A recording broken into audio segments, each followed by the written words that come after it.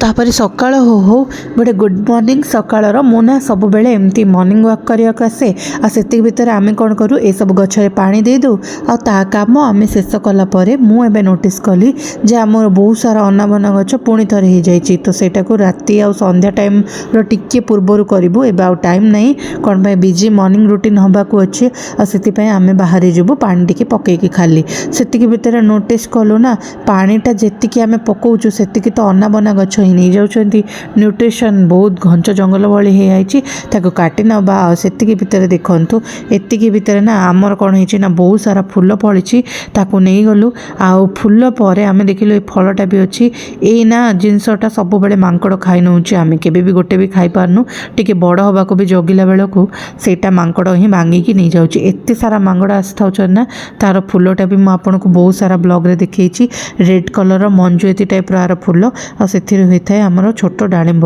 एटा ना hybrid type रो डालिंब बड़ हबनी सेतिक भितरे फूल गुडा को तोड़ी नेलु आ आसी गलु टिके इडली बनेबा पाई।